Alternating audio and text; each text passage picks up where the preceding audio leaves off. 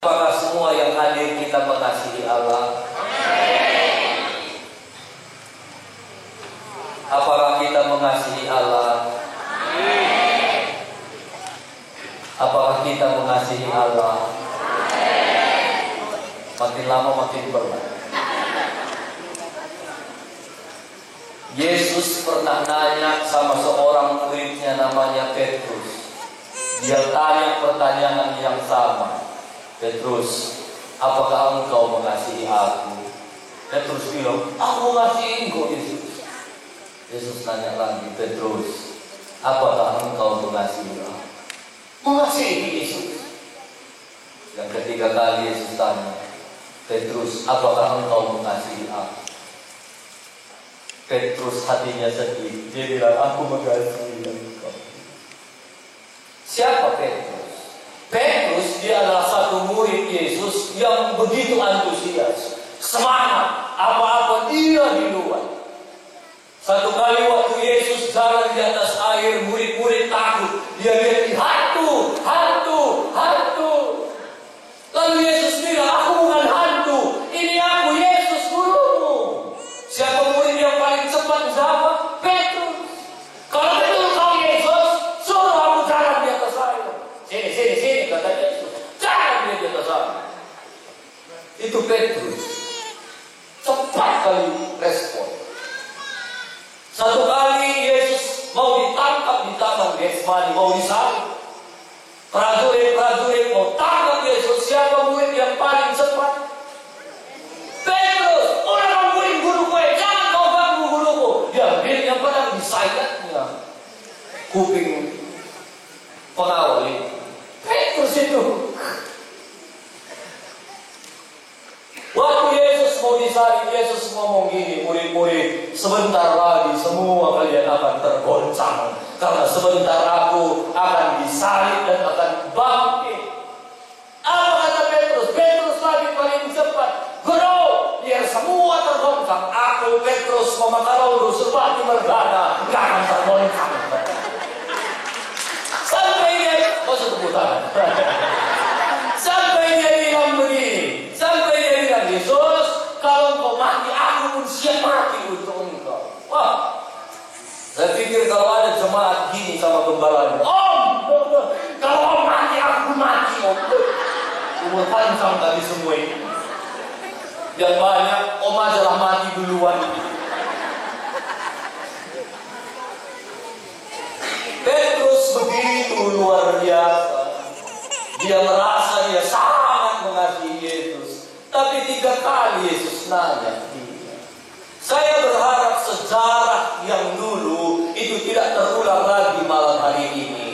Petrus dia merasa paling berjasa, dia merasa paling hebat dari murid-murid yang lain. Tapi ternyata Yesus tanya dia 3 kali, apakah kau mengasihi aku? Saya berharap malam hari ini semua kita yang hadir, mungkin ada di antara kita merasa kita yang paling berjasa. Aku yang paling selalu melayani di gereja. Apa-apa aku disuruh Om. Natal ini pun kalau bukan gara-gara aku, asal ada pelayanan aku disuruh Om. Kita merasa berjasa. Jangan-jangan Yesus juga tanya 3 kali sama kita, apakah engkau mengasihi aku?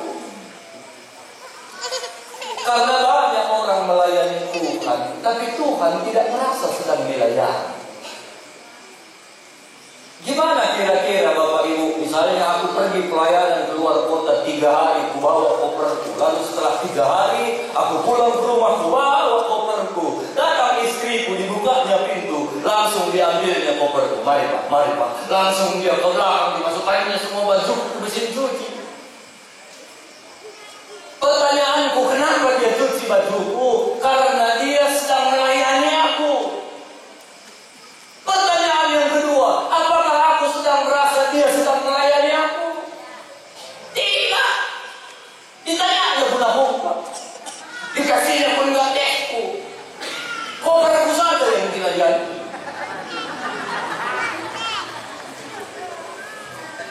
Saya berharap semua kita di sini, jangan kita merasa kita mengasihi Tuhan, tapi Tuhan nggak merasa kita mengasihi.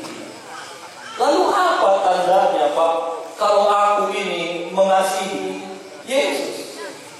Banyak orang bilang aku mengasihi Yesus, aku mengasihi Yesus. Itu versinya kita. Versinya Yesus, apa buktinya kalau kita betul-betul mengasihi Yesus? Kita baca ayat Yohanes 14 ayat 15. Yohanes 14 ayat 15. Kita sama-sama baca dengan kuat. 1, 2, 3.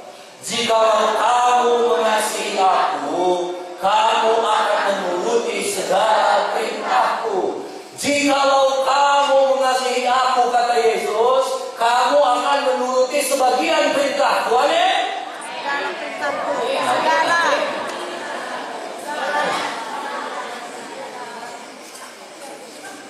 Segala perintahku, bukan sebagian. Makanya jangan cepat amin, amin, amin. Bukti kita mengasihi Yesus, Yesus bilang, "Anakku, kalau kamu mengasihi aku, sederhana anakku. Buktinya kamu menuruti segala perintahku." Tanda kita mengasihi Yesus, kita taat kepada semua perintah Yesus. Bukan karena kalung kita salib. Emas kalung kita besar pula salibnya. Nah, kalau kita pakai, pas pula kita jadi penyambut tamu, kita gantung-gantungan, mari lah, mari. Bukan itu bukti mengasihi. Bukti mengasihi Yesus bukan asal kesenggol atau asal terkejut. Darah Yesus, belum tentu itu. Bukan bukti kita mengasihi Yesus, bukan asal kita berdoa bareng-bareng. Jesus, tolong kami Jesus, ajar kami bercolong-colongan. Bukan itu. Banyak orang berpikir kan, waktu dia berdoa, dia berbahasa roh, orang menilai, dia orang yang mengasihi Yesus. Belum tentu. Walau saya bilang berbahasa roh itu bentuk kebutuhan kita, itu kekuatan kita, tapi ternyata itu bukan bukti orang mengasihi Yesus. Orang yang rajin ke gereja pun belum tentu orang yang mengasihi Yesus. Orang yang melayani pun belum tentu orang yang mengasihi Yesus. Pendeta yang berkhotbah seperti saya pun belum tentu mengasihi Yesus. Bukti yang Yesus bilang, kalau kamu mengasihi aku, kamu taat kepada segala perintah. Menuruti segala perintah, sederhananya itu taat. Segala. Jangan kamu taat sama firman Tuhan asal cocok kamu rasa. Itu cocok. Silakan. Itulah cocok. Bersukacitalah senantiasa. Cocok. Ampunilah musuhmu. Itu gak segala. Dia kiri kanan, aku kenal siapa maksud bapak itu.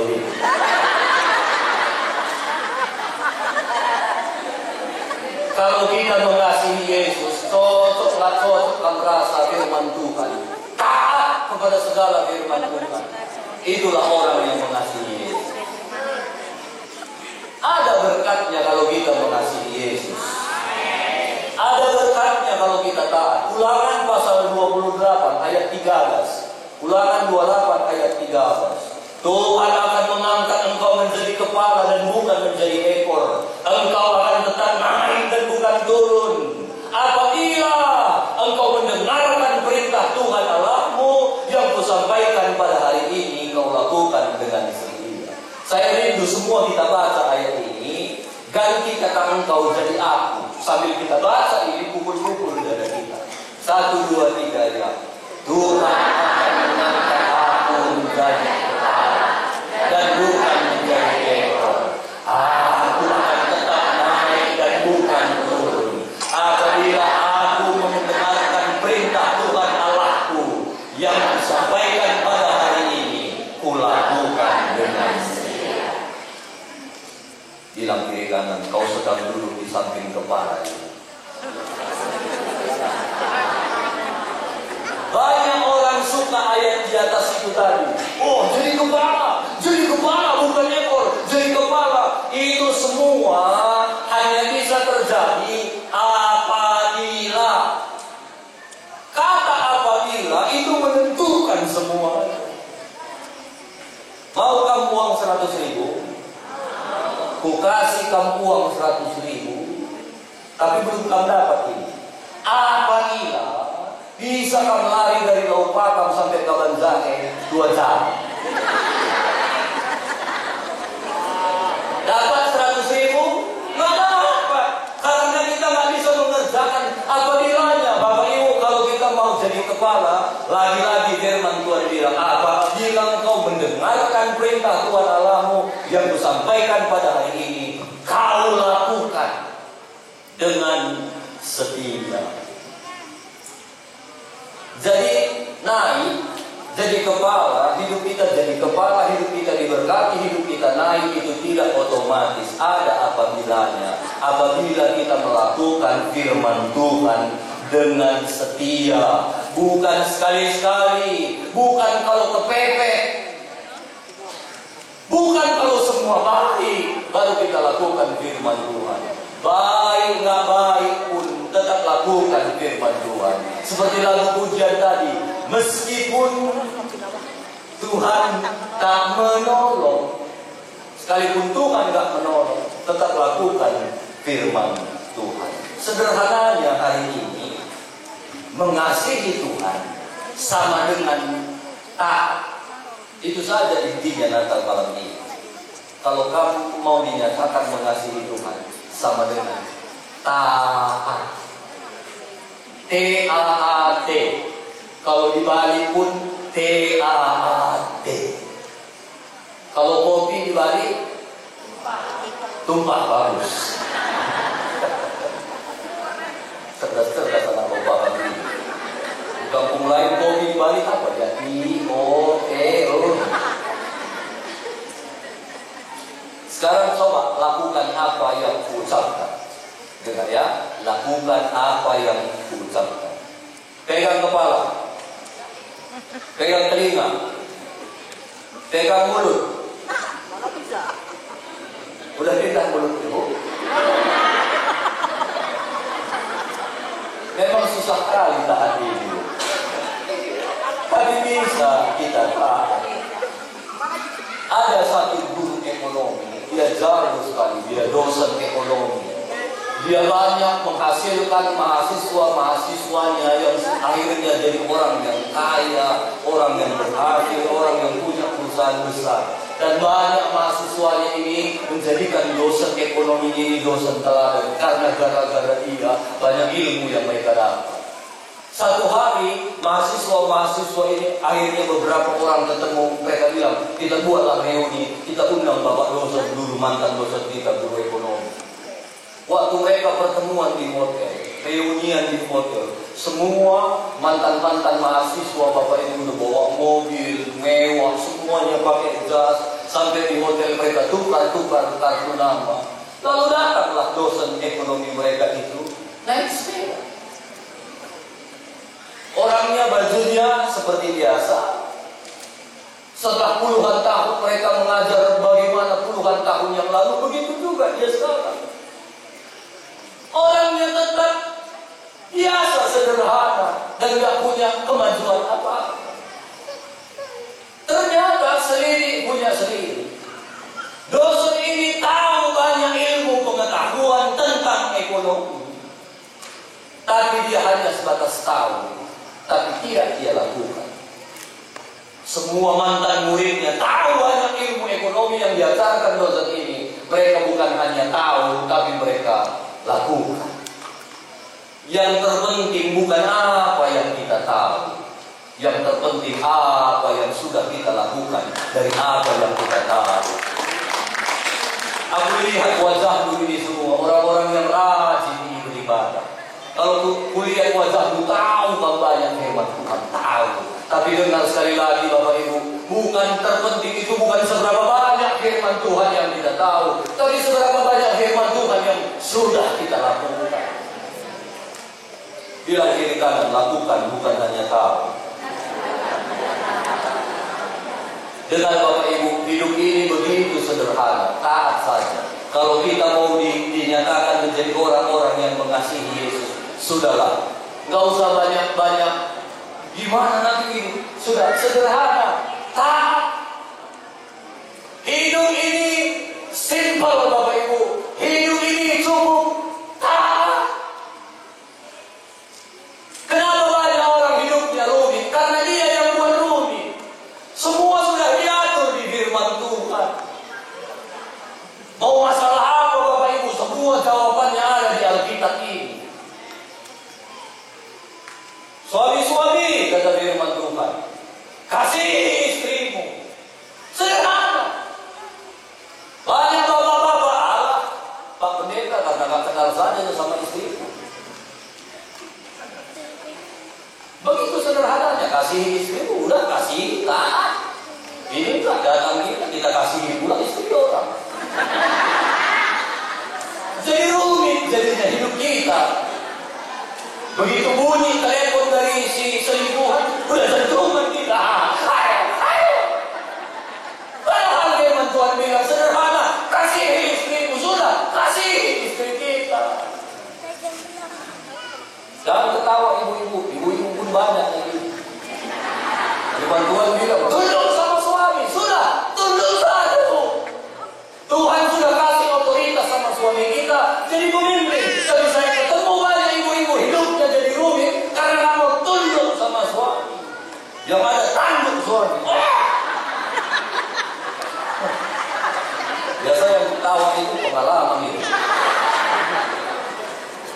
Hidup ini sederhana. Sudah apa yang kita tahu firman Tuhan, kerjakan saja, taat saja. Ada berkat-berkat yang Tuhan sediakan dalam hidup ini.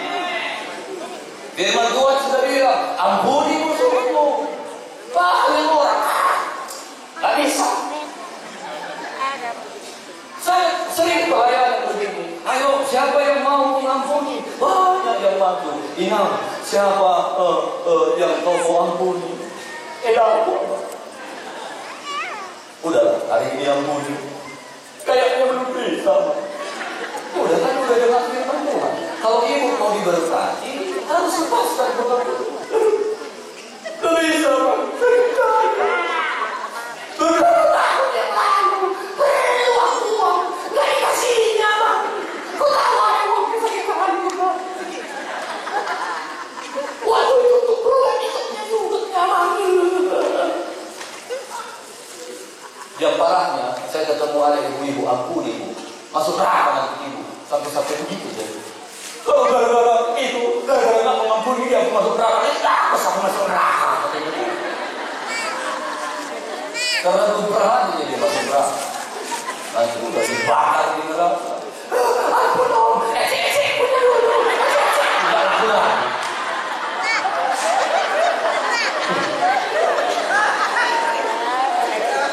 Bilang kiri kanan, sudah, taat saja dia. Kalau mau hidup kita diberkati Tuhan, gak rumit-rumit, taat saja. Anak-anak muda dengar, saya ketemu banyak anak-anak muda. Firman Tuhan sudah catat, hormati orang tuamu supaya lanjut umurmu, supaya diberkati Tuhan, bahagia. Banyak anak-anak muda gak hormat sama orang tuanya. Merasa orang tuanya itu kampungan, merasa orang tuanya bisa ditokoh-tokohi. Dengar, yang tokoh-tokohi bukan orang tuamu. Ada sepasang mata yang melihat apa yang kita lakukan, dan yang memberkati hidupmu bukan orang tuamu, tapi sepasang mata itu yang selalu memperhatikan hidup kita. Belajar hormat sama orang tua, anak muda.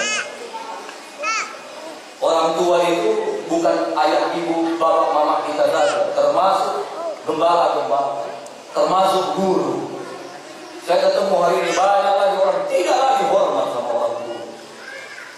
Dengar, salah satu kunci kesuksesan hidup, firman Tuhan catat, kalau engkau mau berbahagia dan panjang umur, hormati orang tua. Sederhana. Ini semua sudah dicatat di Alkitab. Tapi banyak kita nggak mau taat, dan kita sendiri yang bikin hidup kita rumit. Tuhan ciptakan manusia dengan dua jenis kelamin, laki-laki, perempuan. Datang kita, ada laki-laki yang mau kayak perempuan, ada perempuan mau jadi kayak laki-laki. Di Thailand sekarang sudah ada 18 jenis kelamin yang diakui sama pemerintah. Bayangkanlah, kita di Indonesia saja 2, di Thailand sudah diakui 18 jenis kelamin. Apa-apa aja itu masalah nanti di Google, aku nggak sempat baca, nggak penting itu apa.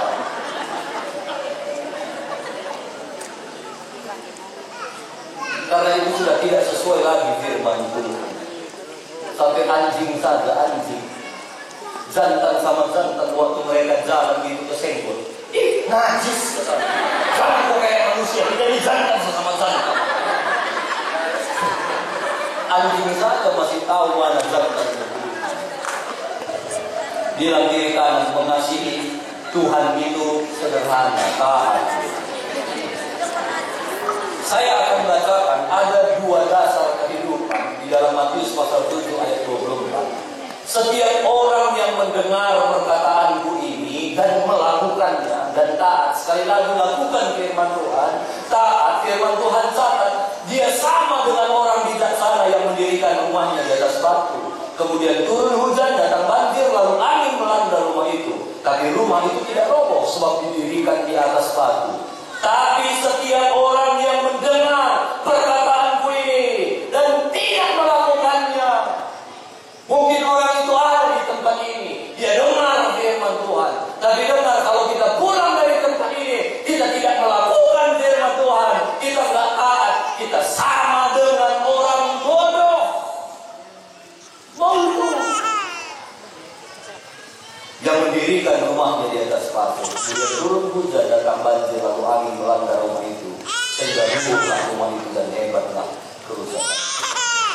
Kalau kita mengasihi Tuhan, kita harus mendirikan dasar iman percaya kita di atas batu.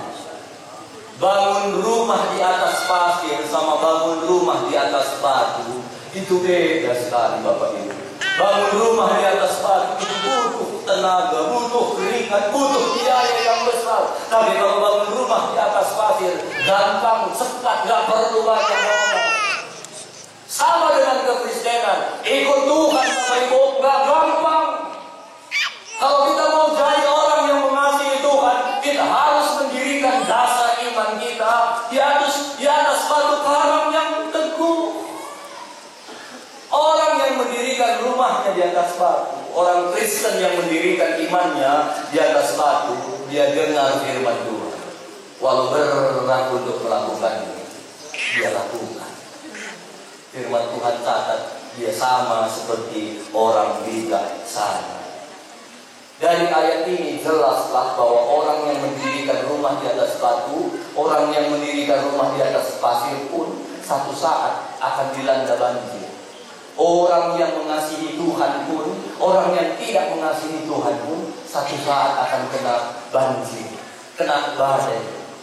Jadi kalau kita mengasihi Tuhan ada masalah, biasa itu dinamai, biasa itu amal. Jangan sedikit saja masalah langsung alay, lebay, posting di Facebook. Tuhan, apa salahku? Bilang kiri kanan, gak usah alay, gak usah lebay.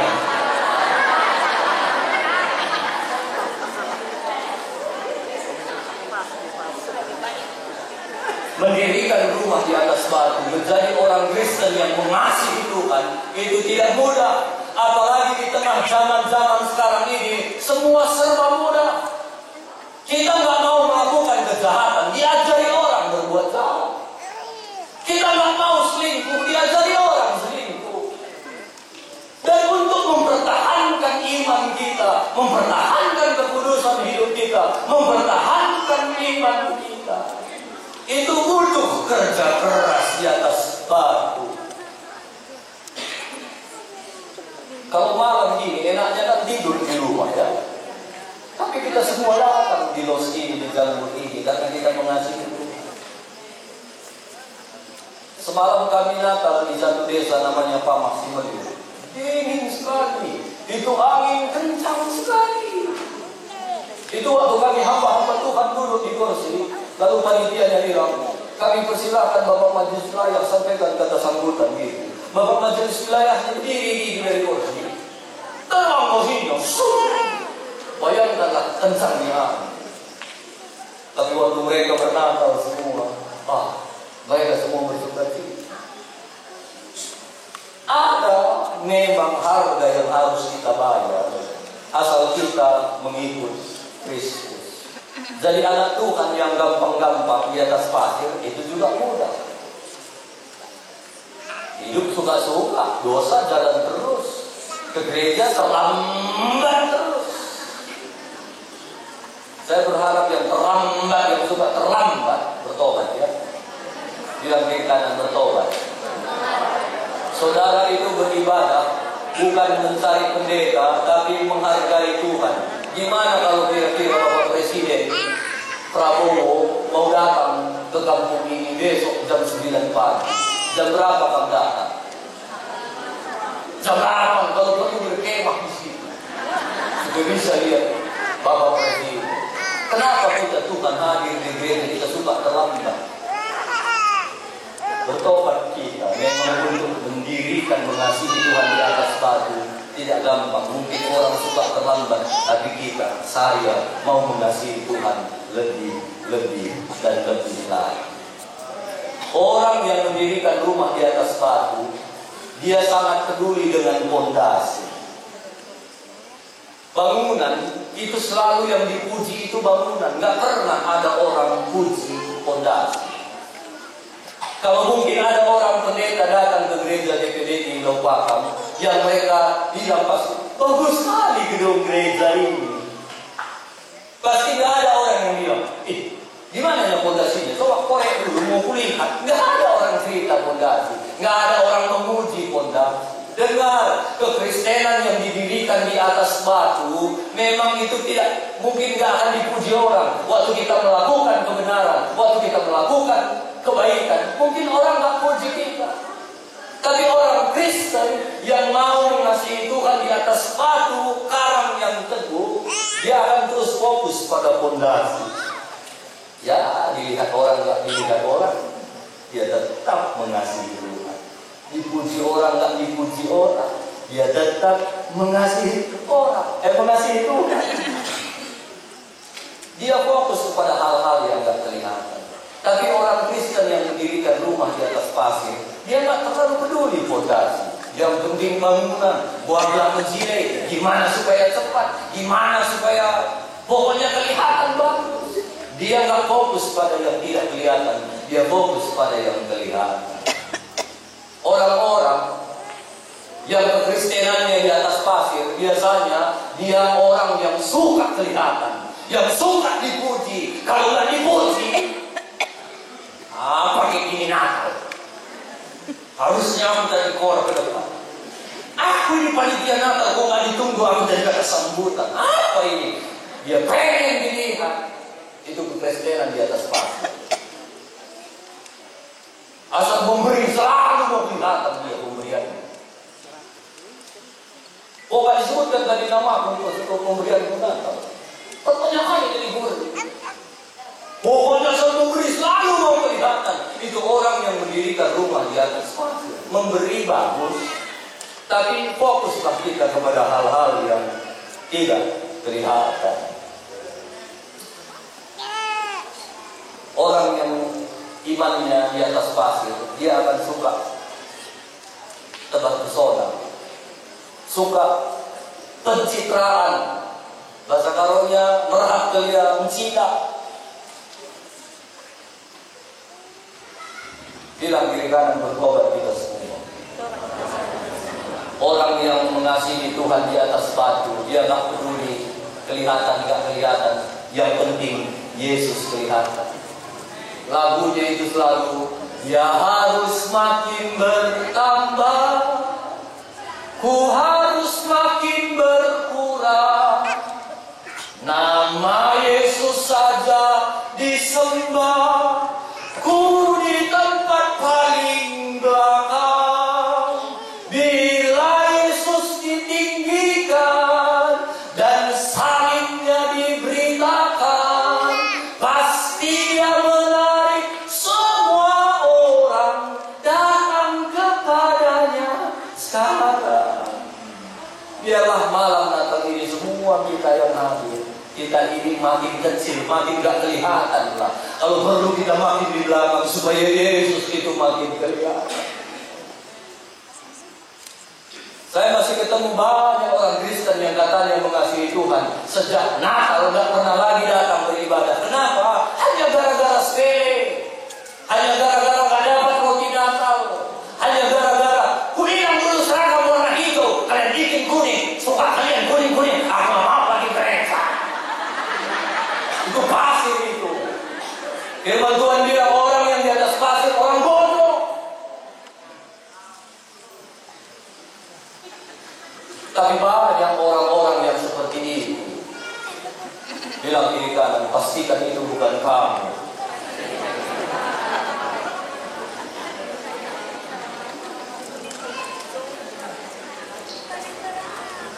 Kalau pasir mudah-mudah saja. Nipu, ayo nipu kita. Di kampung kami itu, di gereja kita, di sampingnya itu ada pasar. Setiap hari Minggu pasar itu, seluruh orang bawa sayur-sayur di situ. Pernah berapa kali saya dengar di dalam sayur, di dalam keranjang itu bukan sayur, ada batu yang mereka taruh, baru di atasnya ditimbun di sana. Itu nipu itu. Orang Kristen di atas pasir begitu. Bangga pula dia bisa nipu orang lain. Tapi dengar, ada Tuhan yang selalu memperhatikan dan tahu mana orang yang di atas batu, mana orang yang di atas pasir. Semua kita ini satu saat akan berakhir hidup kita, Bapak Ibu. Tahu ya kita kan satu saat kita nggak ada lagi di sini kan? Coba tanya diri kanan. Sadarnya kan satu saat kamu akan menghadap kepada Tuhan kan? Jangan main-main dengan hidup ini, Bapak Ibu. Jangan main-main. Kalau hari ini kita masih bisa bernapas, itu anugerah Tuhan. Kasihilah Tuhan lebih dan lebih lagi. Kalaupun hari ini kita masih suka melakukan dosa dan kita masih hidup, itu bukan karena Tuhan nggak tahu. Tuhan masih kasih kesempatan kepada kita untuk kita bisa terus mengasihi Tuhan lebih, dan lebih. Saya hari Senin lalu baru menguburkan seorang jemaat yang kami layani, dia sakit kanker dan meninggal. Dia orang yang mengasihi Tuhan, dia orang yang mencintai pekerjaan Tuhan. Jemaat inilah saya bisa bilang dia salah satu jemaat yang paling rajin antar makan makanan. Dia masak enak, dia antar ke gereja. Dia masak enak, antar ini sama om dan guru. Coba tanya diri kanan, pernahnya kamu antar makanan sama gembala? Kalau belum, bertobat, kita bertobat. Gembala-gembala ini, gembala-gembala yang selalu mendoakan saudara. Kami selalu berusaha memberi yang terbaik buat saudara. Ada masalah gembalanya kami ingat. Kalau mahal jualan-jualan itu jarang yang kami ingat kami. Tapi waktu itu dia dipanggil sama Tuhan. Waktunya selesai. Itu sampai malam diserahkan anak beru. Saat waktu dibawa ke Jambu itu udah hujan deras, hari Senin sebelum lockdown. Lalu basah-basah saya kuburkan dalam nama Bapa. Sudah basah semua baju. Lalu aku pulang ke Brastagi, jadi kubur di daerah Sembara. Aku pulang ke Brastagi sampai aku di rumah, aku dengar longsor. Dan banyak yang mati. Hidup kita ini nggak ada yang tahu, Bapak Ibu. Hari ini masih senang kita semua, bisa jadi besok sudah ada kita yang dipanggil dulu. Bisa jadi besok pagi waktu kamu putar radio, engkau hidup di mana?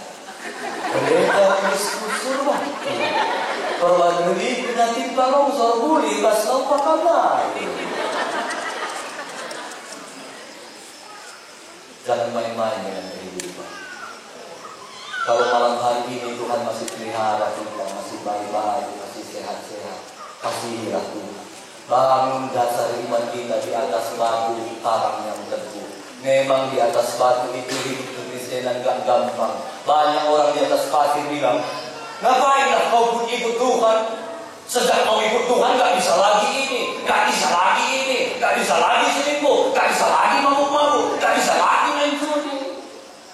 Memang itulah proses kehidupan kalau kita mau mengasihi Tuhan. Dan zaman ini sekarang sudah berubah. sekali hal-hal yang sudah berubah. Khususnya anak-anak muda, jaga hidupnya, jaga kekudusanmu. Saya ingat dulu waktu zaman kami, maaf, kalau ada perempuan yang maaf ya, kecelakaan, udah gak perawan, semua orang, kau gak perawan lagi. Tapi nilai sekarang yang saya lihat, kalau ada anak-anak perempuan, anak gadis yang masih perawan, banyak orang bilang, kau masih perawan? Ih, gak laku kau. Lihat, ini nilai sudah berubah ini. Dan banyak orang berpikir, apa yang kebanyakan, itu yang betul. Hari-hari ini, kalau kita gak menang narkoba, orang bilang kita gak gaul. Tadi kami kesini, ada mobil pickup Elton, di belakangnya ditulis agen sabu. Sampai gak takut dia tulis di mobilnya agen sabu. Kami berapa waktu yang lalu saya ketemu dengan kepala BNN Tanah Karo. Kami sering sama.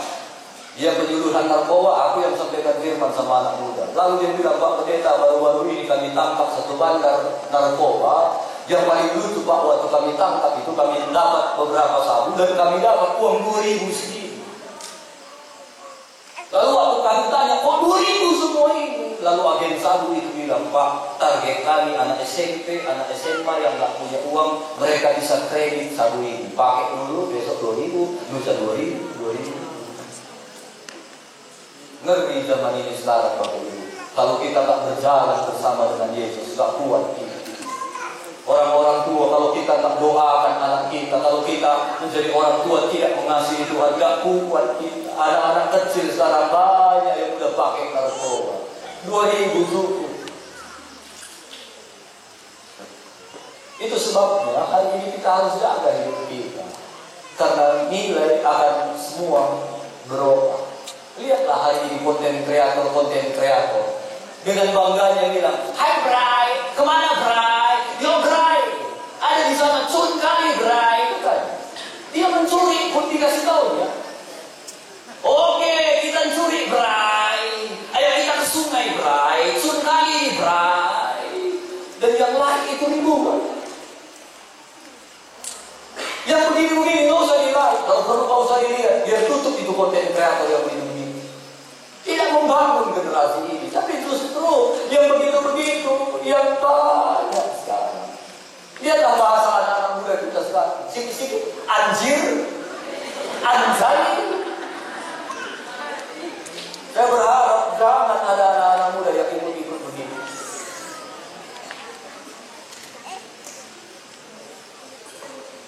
Dan parahnya apa yang banyak itu yang sekarang dianggap orang benar.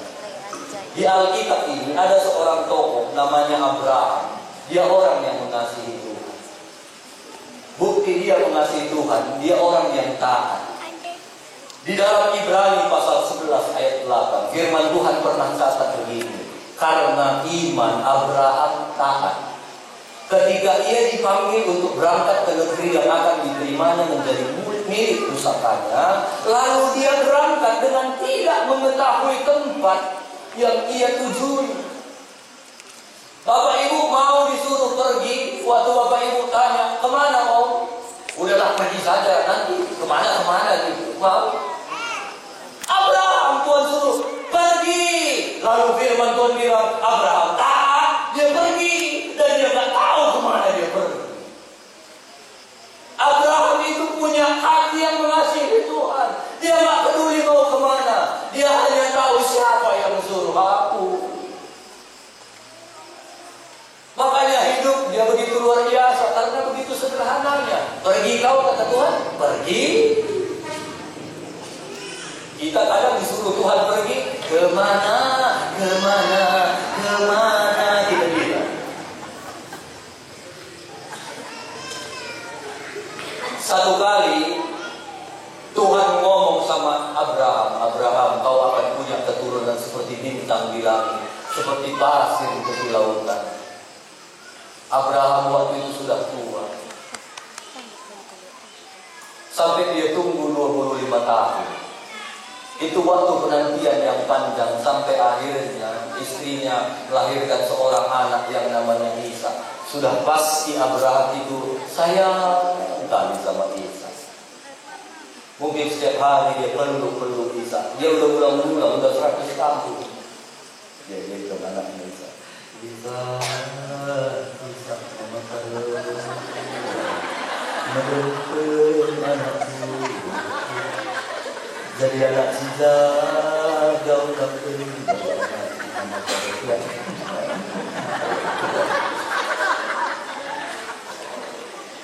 Mungkin waktu dia main bola, tendang, Ishak tendang lah. Lalu dia jatuh mungkin kemarin Bapak Alwi, mana sakit aku. Dia begitu sayang sama Ishak. Satu kali Tuhan ngomong sama Abraham, Abraham persembahkan anakmu Ishak di bukit Moria kepada ibu-ibu. Kalau ibu-ibu berdoa pagi, Tuhan ngomong sama ibu-ibu, besok pagi bawa anakmu satu ke bukit. Lupa kami entah di mana, gelap gelisah. Apa kami bilang ibu? Kita bikin anak-anak 13. Satu yang paling nakal saja yang diminta Tuhan. Kira-kira gimana apa kita bilang? Cocok jalan ini membentuk terus gitu. Nah, kalau itu anak kita nggak mau kita korbankan. Tapi Abraham anaknya cuma satu-satu. Bawa ke Bukit Moria. Firman Tuhan catat. Pagi-pagi benar Abraham bangun dari tidurnya. Dibawanya anaknya Ishak ke Bukit Moria. Artinya besok anaknya mau dipotong, malam ini masih bisa dia tidur. Ini bukan karena Abraham itu udah bocor halus, enggak. Karena dia begitu taat sama Tuhan, dia begitu kenal siapa Tuhan, dia mengasihi Tuhan. Makanya hidupnya itu simpel saja, sederhana. Pergi kau kata Tuhan, pergi. Karena dia nanya, pergi ya, pergi. Potong anakku, potong. Mengasihi Tuhan itu sesederhana itu, Bapak. Kenapa seringkali hidup kita ini rasanya berat? Banyak kali kita nggak taat sama firman Tuhan. Ampuni musuhmu, ayo ampuni musuhmu, setan satu itu kita bilang dulu, sampai kita muka kita ini pun jadi jelek. Sampai akhirnya orang yang kita benci itu pun meninggal. Udah meninggal masih hidup. Kenapa? Kita nggak taat saja sama Tuhan. Kalau kita mau menjadi orang yang mengasihi Tuhan, taat saja. Ada merek Nike namanya Nike, itu simbolnya gini, Anda benar. Tulisannya just do it, artinya lakukan saja. Biarlah malam hari ini kalau kita mau mengasihi Tuhan sudah taat saja. Taat saja. Waktu Abraham bawa anaknya Ishak, dia taat saja. Walau mungkin di dalam juga rumah tidak sekali anakmu itu. Lalu waktu dia angkatnya anaknya Ishak ke Mesbah itu, firman Tuhan mencatat Ishak pun nggak melawan, nggak ada dicatat di Alkitab. Lalu melawan ke Ishak, dia pergi, dia lari, dia tinggalkan bapaknya. Waktu diangkat Ishak itu,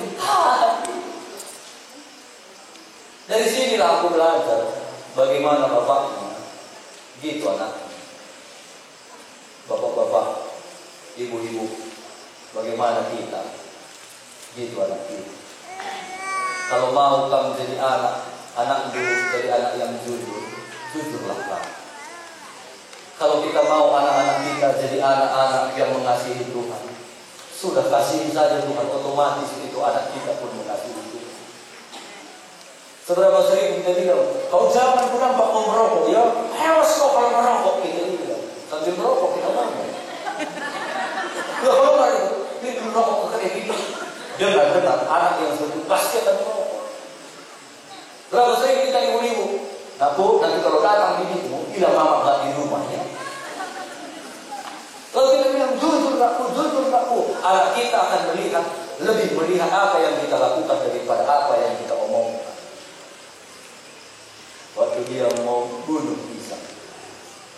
Firman Tuhan bilang, jangan. Tuhan bilang, aku udah tahu, ternyata kau lebih mengasihi aku daripada anak. Mengasihi Tuhan itu bahkan lebih dari harta, lebih dari anak. Dan pertama kali dari ayat ini, akhirnya Ishak itu nggak dipersembahkan Tuhan kasih, dan ini ada domba yang tersesat. Itulah yang akhirnya mereka korbankan untuk Tuhan. Di ayat inilah pertama kali ada kata Jehovah Jireh, Allah yang menyediakan. Kalau kita mau jadi anak-anak Tuhan yang mengasihi Tuhan, percayalah ada penyediaan Tuhan, ada berkat-berkat Tuhan dalam hidup kita. Sesederhana itu, taat saja, taat saja, taat saja. Memang untuk taat itu tidak gampang. Tapi di Alkitab ini banyak sekali mujizat-mujizat terjadi waktu ada orang-orang yang taat. Itu sebabnya malam hari ini, kalau kita mau mengalami Jehovah Jireh dalam hidup kita, belajar taat. Gak usah pikirkan bagaimana cara Tuhan memberkati kita. Itu bukan bagian kita. Bagian kita taat. Just do it. Lakukan saja. Ampuni kata Tuhan, ampuni. Jangan pelit kata Tuhan, jangan pelit. Mengasihi kata Tuhan, mengasihi. Ada Jehovah Jireh, ada penyediaan Tuhan, dan itu berlaku sampai hari ini. Asal apa? Asal kita mengasihi Tuhan. Apa bukti kita mengasihi Tuhan? Taat saja. Saya tahu ada Roh Kudus di hati kita setiap hari. Waktu kita mau melakukan setiap tindakan, Roh Kudus itu ngomong, kerjakan ini, kerjakan ini, jangan lakukan itu, jangan lakukan itu. Sudah, kalau kita mau mengasihi Tuhan, mau dinyatakan sebagai Yesus, kau betul-betul mengasihi aku, sudah taat saja. Waktu kita taat, maka kita akan melihat mujizat-mujizat Tuhan terjadi dalam hidup kita. Bilang kiri kanan taat. 2 hari yang lalu kami datang di gereja, di pelayanan kami. Hamba Tuhan yang berkhotbah, dia bilang begini, saya pernah kredit mobil, dan setiap bulan saya harus bayar kredit mobil saya itu sekitar 3 juta. Setahun berlangsung, gampang bayarnya. Tapi di tahun kedua saya tak punya uang. 4 hari mau jatuh tempo, saya tak punya uang. Saya tanya istriku, Ma, ada kamu simpan uang? Gak ada. Gimana kita ini bayar cicilan mobil? Gimana? Mereka gak tahu harus melakukan apa. Yang mereka lakukan, berseru kepada Tuhan. Mereka taat melakukan firman, berseru kepada Tuhan. Tiba-tiba waktu sore mereka lagi bersihkan halaman gereja, ada satu nyamuk. Katanya gigit nggak kaki pendeta. Nggak tahu dia kapan tuh digigit. Tapi ternyata itu nyamuk demam berdarah. Sore udah lupa mampu katanya. Udah merinding bilang aku. Ke dokter kami, dokter bilang harus opname Pak, ini gejala demam berdarah. Aduh, udah berat kurasa. Uang cicilan mobil belum terbayar. Bagaimana lagi nanti uang opname? Tapi karena udah parah, akhirnya aku opname. Waktu aku opname, banyak datang jemaat. Sehat Om, jangan bilang sakit. Sehat kan ya Om. Mau pulang kan ya Om. Disalamkan ya Om. Sehat kan ya Om. Datang lagi yang lain. Om, jangan lagi. Sehat kan ya Om. Salamkan ya lagi. Ada yang salam 50, ada 100, ada 200. Besok juga gitu, datang lagi. Sehat ya Om. Pulang kan ya Om, baik-baik kan. Datang lagi. Sampai hari keempat, datang. Sampai di hari keempat, tanya istriku, berapa uang yang kamu dapat? 7 juta Pak. Lama puasa di rumah sakit. Maksud saya, coba pikirkan. Nggak usah kita pikirkan bagaimana cara Tuhan memberkati kita. Nyamuk yang kecil bisa Tuhan pakai. Mungkin bagi orang dunia, kenapa pula pendeta kena demam berdarah? Mereka nggak tahu ada cara Tuhan bisa menolong kita. Banyak cara Tuhan bisa menolong kita, Bapak Ibu. Sederhana saja, asal kita mengasihi Tuhan. Roma 8:28. Kita tahu sekarang bahwa Allah turut bekerja untuk mendatangkan kebaikan bagi mereka, tidak semua orang, bagi mereka yang hanya mengasihi Tuhan. Kalau kita mengasihi Tuhan, tidak usah takut. Keburukan, kesakitan, kematian sekalipun bisa mendatangkan kebaikan. bagi kita yang mengasihi Tuhan.